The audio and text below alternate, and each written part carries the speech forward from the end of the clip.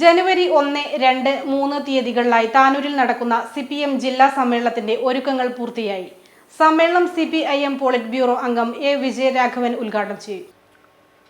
ജനുവരി 1 രാവിലെ കോടിയേരി ബാലകൃഷ്ണൻ നഗറിൽ പ്രതിനിധി സമ്മേളനം പോളിറ്റ് ബ്യൂറോ അംഗം A. വിജയരാഘവൻ ഉദ്ഘാടനം ചെയ്യും. കേന്ദ്ര കമ്മിറ്റി അംഗങ്ങളായ EP Jayarajan, PK Shrimati, Elamaram Kareem, P. Sathidevi, സംസ്ഥാന സെക്രട്ടറി അംഗങ്ങളായ PK Biju, M. Swaraj, PA Muhammad Riyas എന്നിവർ സംബന്ധിക്കും. ജനുവരി 3 സമ്മേളനത്തിന് സമാപനം കുറിച്ച് റെഡ് വളണ്ടിയർ മാർച്ചും പ്രകടനവും നടക്കും. പൊതുസമ്മേളനം മുഖ്യമന്ത്രി പിണറായി വിജയൻ ഉദ്ഘാടനം ചെയ്യും.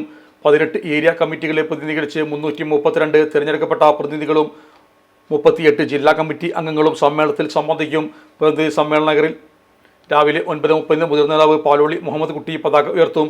ജനുവരി 1 ജില്ലാ സെക്രട്ടറി EN മോഹൻദാസ് പ്രവർത്തന റിപ്പോർട്ടും അവതരിപ്പിക്കും. തുടർന്ന് ഗ്രൂപ്പ് ചർച്ചയും വൈകിട്ട് പൊതുചർച്ചയും നടക്കും.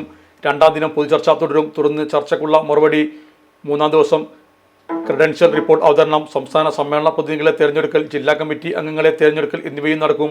വൈകിട്ട് 4 താനൂർ ഹാർബർ പരിസരത്തു നിന്നും ചുവപ്പ് വളണ്ടിയർ മാർച്ചും താനൂർ പഴയ ബസ് സ്റ്റാൻഡിൽ നിന്ന് പൊതുപ്രകടനവും ആരംഭിക്കും.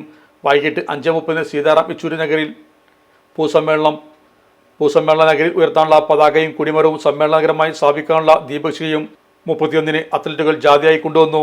ദീർഘകാലം പാർട്ടി താനൂർ ഏരിയ സെക്രട്ടറി ആയിരുന്ന E. ഗോവിന്ദന്റെ വസതിയിൽ നിന്നാണ് ദീപശിഖ യാത്ര പുറപ്പെട്ടത്. ജില്ലാ സെക്രട്ടേറിയറ്റ് അംഗം V. ശശികുമാറാണ് ജാഥ ക്യാപ്റ്റൻ.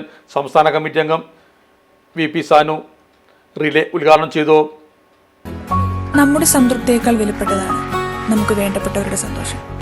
പരിശുദ്ധമായവ ഹൃദയപൂർവ്വം സമ്മാനിക്കുമ്പോൾ നമ്മുടെ സന്തോഷവും ഇരട്ടിയാകും. Dubai Gold and Diamonds, Pride of Generations, India, Oman, Bahrain.